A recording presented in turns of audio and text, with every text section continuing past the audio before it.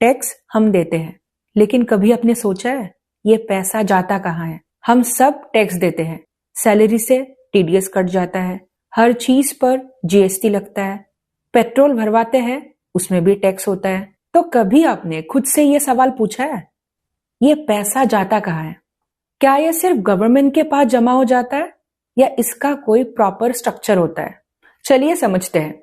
सबसे पहले गवर्नमेंट के पास पैसा आता कहां से है?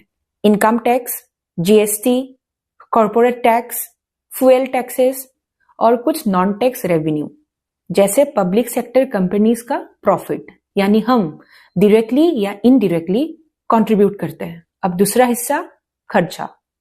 गवर्नमेंट स्पेंडिंग मेनली कुछ कैटेगरीज में होता है, जैसे कि infrastructure like roads, railways, airports, then defence, health care, education, फिर सब्सिडीज और जो भी वेलफेयर स्कीम्स होते हैं, एंड स्टेट गवर्नमेंट्स को फंड ट्रांसफर।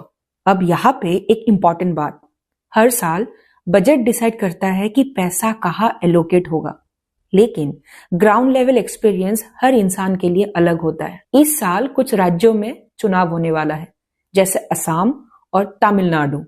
इलेक्शन के दौरान डेवलपमेंट और पब्लिक स्पेंडिंग पर बहुत बात होती है, और इसीलिए एक और इम्पोर्टेंट सवाल उठता है, जो टैक्स हम देते हैं क्या उसका इस्तेमाल इफेक्टिव हो रहा है? ये पॉलिटिकल डिबेट नहीं है, ये सिविक अवेयरनेस का सवाल है। अब यहाँ पे सवाल आता है, सिस्टम बेटर कैसे हो सकता है? परफेक्ट सिस्टम कहीं नहीं होता, लेकिन सिस्टम स्ट्रांग हो सकता है। कैसे?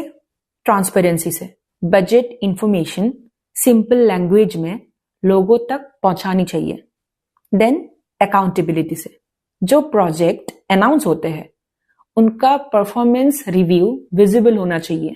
देन पब्लिक अवेयरनेस से, लोगों को समझना होगा कि टैक्स का स्ट्रक्चर कैसे काम करता है। और सिटीजन पार्टिसिपेशन से, फीडबैक और पब्लिक डिस्कशन इंपॉर्टेंट होता है। टैक्स देना सिर्फ फाइनेंशियल ड्यूटी नहीं होता, ये ट्रस्ट होता है, और ट्रस्ट तब स्ट्रांग होता है जब क्लैरिटी और अकाउंटेबिलिटी दोनों हो। लोकतंत्र सिर्फ वोट करने तक लिमिटेड नहीं है। लोकतंत्र का मतलब है समझना, सवाल पूछना और सिस्टम को बेटर बनाने की डायरेक्शन में सोचना। क्योंकि जब हम टैक्स देते हैं तो हम सिर्फ पैसा नहीं देते, हम सिस्टम पर अपना भरोसा देते हैं, और भरोसा तभी टिकता है जब उसका हिसाब दिखे। मैं हूं गीतांजलि, मिलते हैं अगले एपिसोड में।